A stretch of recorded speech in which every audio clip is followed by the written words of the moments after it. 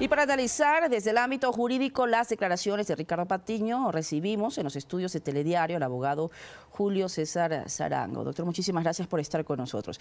Acabamos de ver precisamente el video que varios ciudadanos han visto, han escuchado y también han reaccionado frente a las palabras del ex canciller Ricardo Patiño, en donde llama a una resistencia combativa contra el gobierno de Lenín Moreno. Primero analicemos este término. ¿A qué se refiere a una resistencia combativa?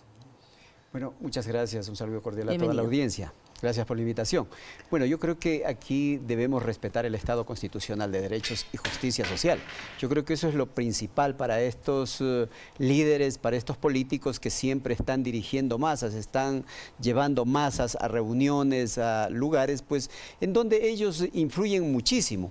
Y yo pienso que ahí hay una serie de infracciones que pueden ser tomadas en cuenta porque trata de incitar a una rebelión, inclusive. ¿Incitación a la violencia? Incitación a la violencia, a la discordia, a la rebelión, a la resistencia de manera violenta, y eso sí, pues son infracciones que incomodan la paz ciudadana, alteran esa paz ciudadana, la seguridad de todos los ciudadanos. Y yo creo que aquí en el Estado constitucional de derechos debemos combatir la violencia con fuerza y con responsabilidad. Vamos analizando un poco también los términos en los cuales se estaba refiriendo en este evento, un evento donde habían decenas de personas acompañando, militantes que están en este momento pues acompañando el discurso que se maneja desde este lado político del país, este momento político que se estaba viviendo. Ahora, él ha dicho, tenemos que tomarnos las instituciones públicas, tenemos que cerrar los caminos. ¿Hasta dónde, doctor, una protesta es un espacio legítimo de expresión? Bueno, la libertad de expresión, la libertad de pensamiento, la libertad de comunicación es una forma de expresarse, de fortalecer los derechos, de poner en práctica los derechos y libertades ciudadanas que tenemos. Pero ya a tomarse un espacio público, a tomarse una institución pública, ya conlleva a privar de derechos a otras personas, privar a los funcionarios públicos de ejercer sus actividades legalmente establecidas. Inclusive, pues ellos están ganando un sueldo, un erario, y se puede paralizar, se puede estancar simplemente por la incitación de una persona que no está enmarcada en derecho, no está enmarcada en la Constitución de la República, y eso conlleva pues alterar la paz social, la paz ciudadana, y eso debe ser sancionado por las autoridades correspondientes. ¿Y qué delitos precisamente incurre? Bueno, ahí sería ataque y resistencia, es decir, que él pues está tratando de desobedecer a los funcionarios públicos, a las autoridades competentes. También habría otro delito que se llama rebelión, es decir, desconocer la Constitución. La Constitución dice claramente que todos deben respetar las instituciones, tanto públicas como privadas. Entonces, y aquí tomarse los caminos, impedir el libre tránsito, la libre circulación de las personas, pues es una infracción, es un delito, ya le digo, puede ser la rebelión, puede ser ataque y resistencia, puede ser incitación a la discordia entre ciudadanos, ¿no? ¿Esto podría llevar a la cárcel a un ciudadano en este tipo de actitudes similares al que ha tomado el ex canciller Patiño en este evento? Bueno, yo pienso que, por supuesto, todos los ciudadanos que alteren la paz social, que alteren la situación normal de las ciudades, de las instituciones, y justamente, y aquí tenemos que enfatizar claramente que el señor Patiño, él tiene que someterse a la Constitución y a las leyes como cualquier ciudadano, y mucho más. Él tiene que responder por otros delitos cuando fue funcionario público en el ejercicio de sus funciones. Ahí tenemos la valija diplomática, ahí tenemos la negociación de la deuda externa. Esos delitos, pues las autoridades tienen que verdaderamente sacar a enfatizar y verdaderamente que se haga una investigación. ¿Se refiere cuando se dio el caso de los pativideos, la narcovalija. Por supuesto, todos esos delitos están en carpeta, están y parece que un poco empolvados, y eso sí le diría a Fiscalía que tiene que sacar, porque aquí no hay nadie que puede ser excluido, por más ministro que haya sido, por más funcionario público que haya sido del régimen anterior, pues hoy tiene que responder a la justicia y rendir cuentas. ¿Qué es lo que pasó? ¿Qué sucedió con la narcovalija? ¿Qué sucedió con este inclusivo? Él fue parte de este asilo del señor Assange, que se ha gastado más de 6 millones de dólares. ¿Cuáles son pues los beneficios? ¿Cuáles son las garantías que ha tenido el Estado ecuatoriano? ¿Cuál es la aplicación de los verdaderos derechos y libertades frente a este asilo que lo único que ha traído al país, a los ciudadanos ecuatorianos, es un gasto que es enorme para los ciudadanos comunes y corrientes que ganan un salario básico unificado? La repercusión social, doctor, este tipo de acciones, de este tipo de llamados que se han dado por parte del ex canciller Patiño, ¿cómo lo ve usted? ¿Cómo lo analiza en un momento en el que se busca la conciliación, en que se busca el diálogo?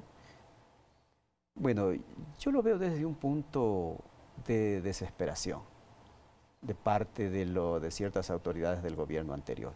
Ellos están tratando, se puede decir, de disuadir, tratando de alterar, tratando de victimizarse, pero es todo lo contrario. Las víctimas ha sido el pueblo ecuatoriano por parte de ellos. Ellos han sido los victimarios. Hoy quieren sorprender, tal vez chantajear, que se van a tomar los espacios públicos, que se van a tomar instituciones, y no debemos caer en el chantaje. Yo creo que las autoridades tienen que estar alerta con estas personas, vigilantes, y ellos tienen que responder, pues Fiscalía tiene que activarse. Eso ya es claramente un delito. Imagínense usted cuando salían ciudadanos, líderes sociales, políticos, simplemente a denunciar hechos de corrupción. Por ejemplo, Clever Jiménez denunció que la Procuraduría General del Estado, incluyendo la vicepresidencia, incluyendo el señor Alexis Mera, que estaban contratando con una empresa que defendía los intereses de la Chevron, y querían nuevamente esta empresa de abogados, Holland Howe, quería defender los intereses del Ecuador en contra de la Chevron, es decir, había un conflicto de intereses y se había erogado funciones. Por ello fueron inclusive perseguidos, encarcelados y allanados sus casas sin respetar que habían niños, por ejemplo en el caso de Fernando Villavicencio. Esos eran claramente persecuciones, violaciones de los derechos y violaciones a la libertad de expresión. Sin embargo, de hecho, también el día de hoy varios asambleístas reaccionaron. Por ejemplo, Juan Cristóbal Lloret argumentó, legislador, de que estas acciones él las respalda y que se las realiza precisamente por la interferencia de la justicia que se está realizando en este gobierno de Lenín Moreno. Y para otras personas, sin embargo, cuestionan y se asombran de que antes se criminalizaba este tipo de acciones y ahora las utilizan como herramientas. ¿Recuerda usted el caso de los 10 de Luluncoto, doctor? Que ellos fueron 10 personas que estaban reunidas en una casa, se hizo un operativo de 7 horas, Sol Rojo, si no me equivoco, se llamaba este operativo, y 10 personas fueron acusadas de subversión, de sabotaje y de terrorismo. Y un caso manejado principalmente por el Ministerio del Interior. ¿No se estaría ahora tomando ese mismo tipo de herramientas en este escenario, en este momento político? Bueno, ellos son los mismos protagonistas de antes y de hoy. Imagínense en aquella época ellos, para amedrentar, para atemorizar a los ciudadanos libres que querían expresar su pensamiento, estudiantes universitarios con una ideología, con principios de formación política, se reunieron en un departamento para analizar cuestiones estrictamente de ideología política. Bueno, se los acusó de terroristas. Ya, justamente, se les forjó pruebas, se les creó pruebas para decir que tenían ciertas herramientas, ciertas bombas, y que ellos iban a hacer un atentado. Solamente en su pensamiento, en su subjetividad, dieron inclusive a la opinión pública que ellos eran personas que estaban alterando la paz. ¿Con estos argumentos?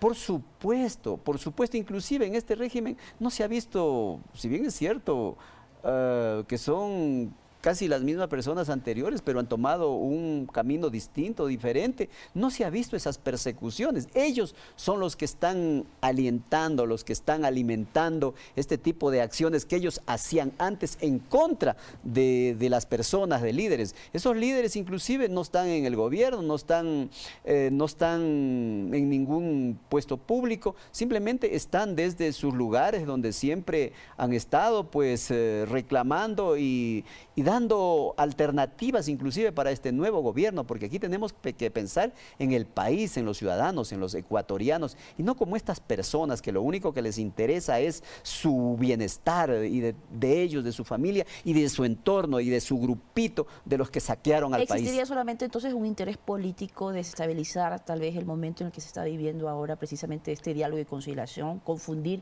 a los ciudadanos con este llamado a cerrar las calles, a tomarse las instituciones públicas? Porque de hecho quería preguntarle, doctor, ¿dónde está tipificado? El Código precisamente tiene un artículo en el cual se menciona la incitación a la discordia entre ciudadanos. Ese está en el 348.